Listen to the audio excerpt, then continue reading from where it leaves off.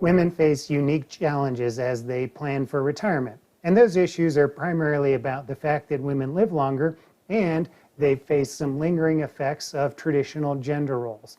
And as a result, women tend to be more likely to be in poverty as they age, especially as they get older through the aging process. But women are smart long-term investors, and with planning, there may be some ways to neutralize the issues that women face. So we're going to go over what exactly those issues are and then get into some tips that can help women improve their chances of living comfortably in retirement. The first issue is longevity, and that is the fact that women tend to live long lives. If you're 65 years old today, statistics say that you have another 20.7 years of life left. And if you're in good health, it could easily be longer than that. Now that's compared to just 18.1 years of life left for the average 65-year-old man. Now, if you happen to be married to a man, there's a good chance that you will outlive him if you have similar ages.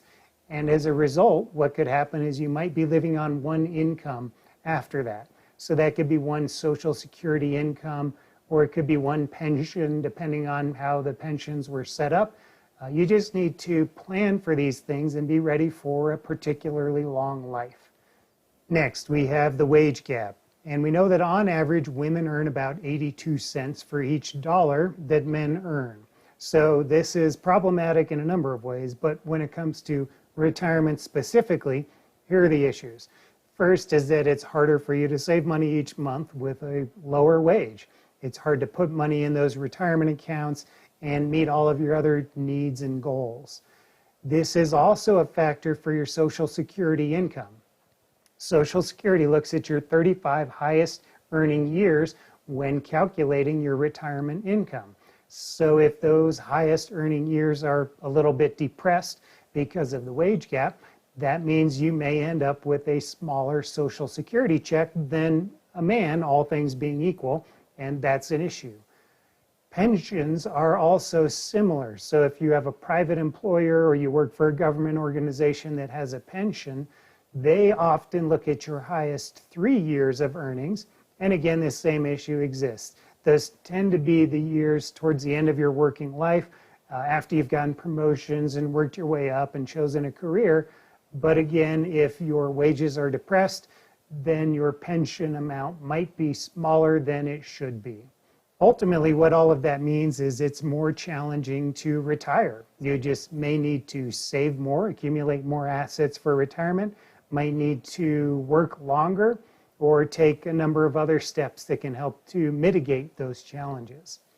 This might explain why in a recent Vanguard study, we see that in comparison of men's account balances and women's account balances, men's account balances were 50% higher, and you can probably attribute a lot of that to the wage gap and these other issues.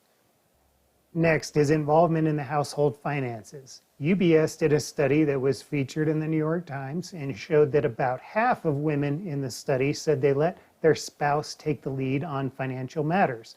That's particularly true for married heterosexual women. The issue is that if you're not involved in the finances, you might be unaware of what's going on, and that can include things like how much debt the household is taking on, which you might be responsible for, and whether or not you're on track for long-term goals.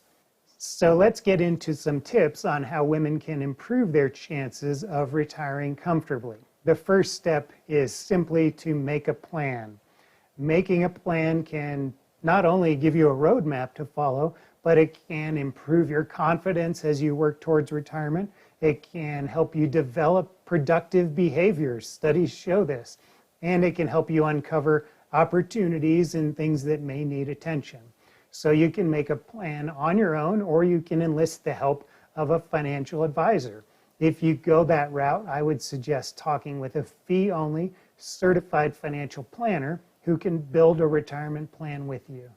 Next is to be involved in the household finances. So you don't necessarily have to pay every bill and open every statement. You might be busy doing other things with your time and energy. But what some couples do is set a monthly or a quarterly money date, and that gives you the opportunity to have a specific time when you're going to talk about these issues, like what is going on in the household, what are your long-term goals, and is everybody on the same page? It's also smart to check your credit regularly. You can get free credit reports as a U.S. consumer, and I suggest staggering those throughout the year every several months. And what you can do is see what kind of debt is on your credit report, because that's going to affect your credit score, and it is also the debt that you are going to be responsible for paying.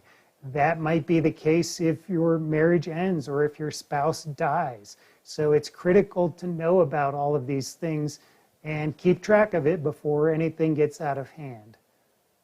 Next is to evaluate your investment risk. We know that women are smart, long-term investors.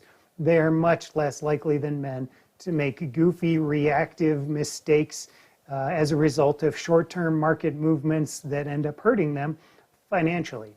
At the same time, we have some data from Fidelity that shows that women tend to have pretty high levels of cash.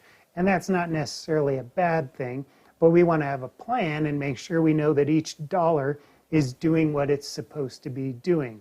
So a good idea is to use a risk tolerance questionnaire that helps give you an objective view and kind of takes your temperature of what type of risk might be appropriate for you. And you don't necessarily need to follow the suggested output literally, but it is helpful information.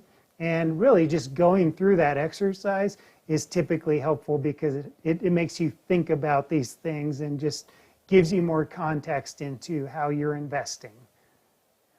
Next is don't leave money on the table. So if you were previously married and are now divorced, you might be able to get income based on your ex-spouse's earnings record from Social Security. So a lot of requirements you need to meet, but the point is this. You might have your own Social Security income.